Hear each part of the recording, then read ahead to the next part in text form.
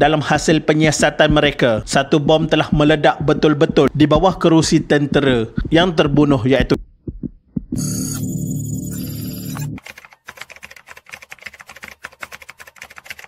Kejadian dahsyat ini berlaku pada 22 Jun 1973 pada jam kira-kira 1.40 tengah hari ketika kereta api tersebut dalam perjalanan dari Kuala Lumpur ke Pulau Pinang.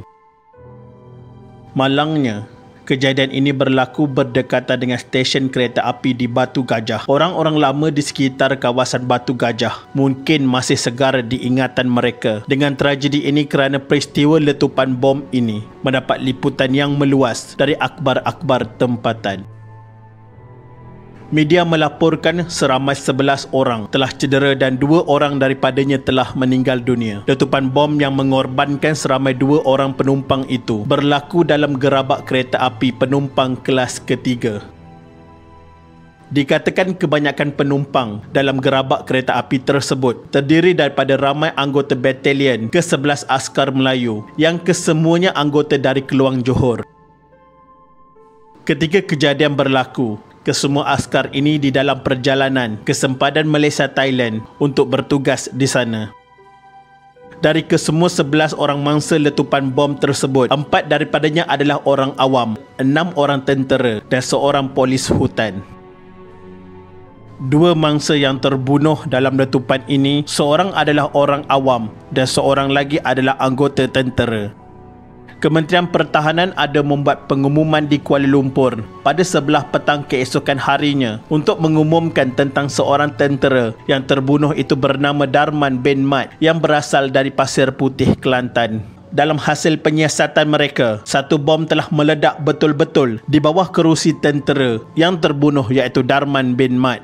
Jenazah Darman bin Mat telah diterbangkan ke Kelantan pada keesokan paginya selepas peristiwa tersebut untuk dikebumikan di kampung halamannya.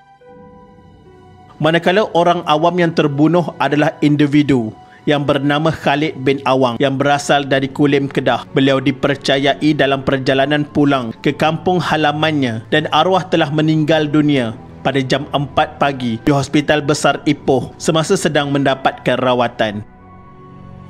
Sementara itu, terdapat 4 individu yang cedera parah dan telah dikejarkan ke Hospital Besar Ipoh. Seorang daripada mereka adalah seorang pegawai polis yang bernama Taharudin bin Idris dari Batalion ke-8 Polis Hutan yang bertugas di negeri Johor. Sementara itu, 7 orang mangsa cedera. Selebihnya dirawat di Hospital Batu Gajah. Antara mereka adalah Korporal Abu Bakar bin Ayub yang berusia 26 tahun dan isterinya yang sedang hamil berusia 20 tahun dan seorang lagi mangsa adalah tentera bernama Osman bin Ismail berusia 23 tahun.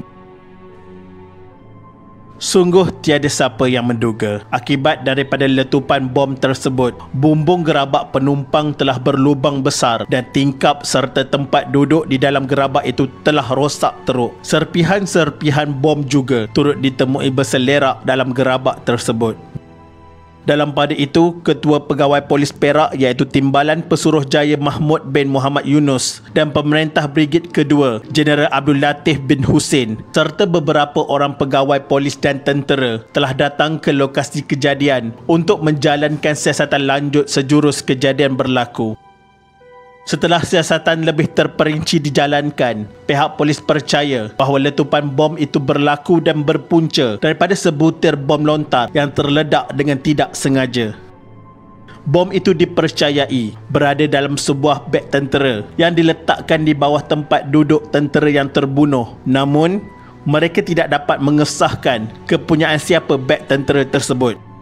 Bukan itu sahaja, malah letupan tersebut juga telah menyebabkan perjalanan kereta api yang membawa sebanyak 22 gerabak itu tergendala selama beberapa jam. Gerabak yang telah rosak akibat daripada letupan itu terletak yang ke-6 daripada hadapan dan ia ditinggalkan di stesen kereta api Batu Gajah. Gerabak-gerabak yang selebihnya dibawa dan perjalanan ke destinasi diteruskan dengan membawa kira-kira 500 orang penumpang kira-kira tepat jam 3.25 pagi. Menurut seorang saksi, Korporal Abu Bakar ketika ditemu ramah di hospital berkata bahawa dia duduk bersama isterinya dan mereka dalam perjalanan pulang ke kampung isterinya di Bukit Mertajam, Pulau Pinang. Ketika kejadian, dia sedang tidur lena dan terjaga apabila letupan tersebut berlaku dan gerabak itu bergegar dengan kuat. Dalam masa yang sama, dia juga terasa dahinya seperti kena pukul dan keadaan dalam gerabak sangat bising dengan jeritan penumpang yang lain. Melihat dalam keadaan dalam gerabak pada waktu itu amat menakutkan. Seluruh ruang gerabak gelap dengan asap putih tebal serta melihat keadaan isteri yang sedang hamil di sebelahnya juga cedera amat menakutkan. Begitulah kisah ini terjadi.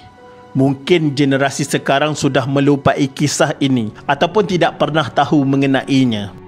Kita mendoakan mangsa yang terkorban ditempatkan dalam kalangan mereka yang beriman dan marilah kita sedekahkan Al-Fatihah kepada kedua-dua mangsa terkorban. Allahyarham Darman bin Mat dan Allahyarham Khalid bin Awang. Al-Fatihah. Amin amin ya rabbal alamin. Sekian, terima kasih.